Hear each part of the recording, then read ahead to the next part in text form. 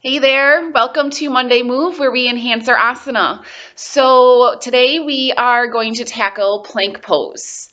We have been working with belly back bends and I do want to work up into up dog, but I think understanding plank pose will really help you be comfortable coming into up dog. So I thought I wanted to tackle this first and then we'll come into our up dog video. So let's come on to our mats and we'll get started. So some of the misalignments that can cause pain in this pose is weight distribution through the hands. I've talked about this before, so not pulling all of your weight in this small circumference of the wrist joints. So really spreading the weights all the way out through the diameter of your fingertips. So when I have my hands on the floor, I'm really anchoring through my root knuckles. I'm almost gripping the mat with my fingertips and I'm firming down through this L shape, so the thumb and forefinger. So I have a nice strong foundation in my hands. I'm not just pushing all my weight into my wrists. I'm firming my entire hand down onto the mat. Okay. The second thing is collapsing in through our upper backs. So there's a lot of times where I see this. So the upper back is sinking in between my upper arms. They're just allowing the shoulder blades to pop off the ribs, which ultimately you should be working on pressing the shoulder blades back onto your ribs in this pose. And we'll talk through that too. And lastly, just like the I just did, you kind of get the wet noodle look where the hips are low or you get the booty up in the air. So that can, in either position, if you're a wet noodle or the booty's up in the air, that can kind of strain the lower back.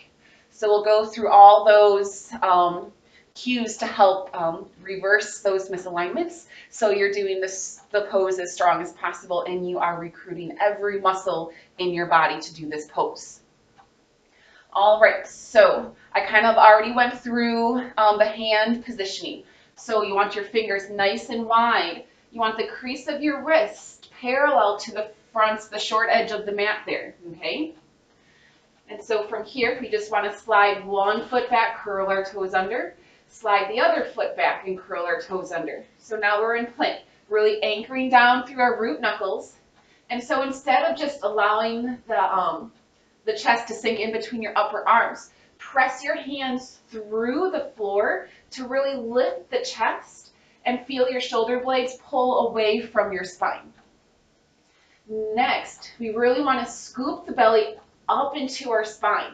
So we're going to, it's also an action of taking our tailbone in between the thighs so we don't get the booty up in the air. So find that length through the lower back. You'll feel your glutes engage. Now squeeze your kneecaps and hug your legs in towards each other. And breathe.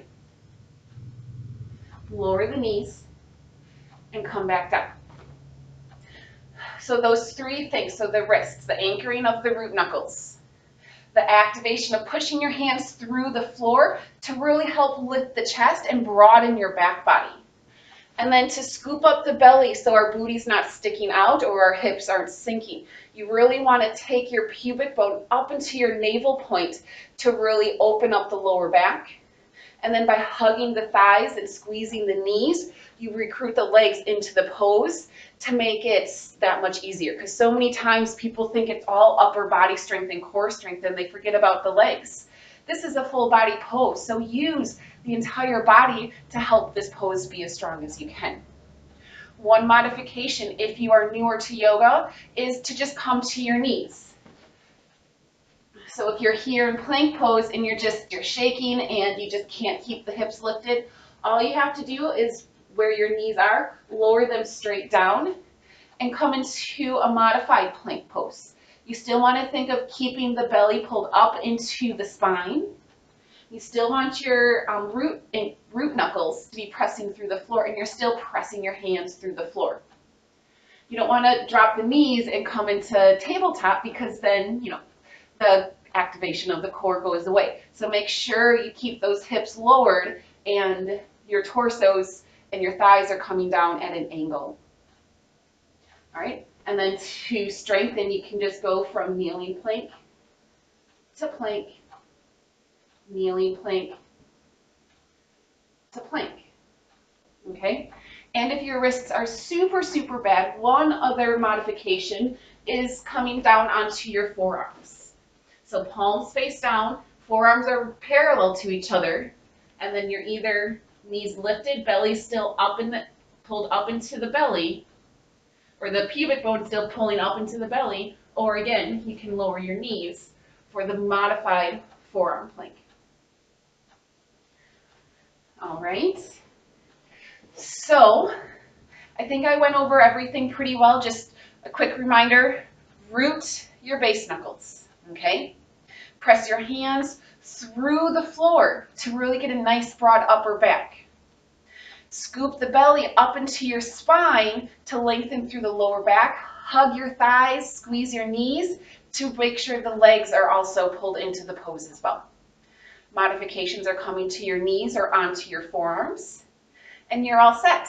So if you have any questions, please comment or reach out to me via email through my Facebook or my website, katieschliepwellness.com.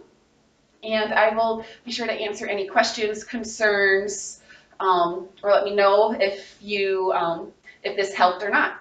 All right? So have a great rest of your day, a wonderful week.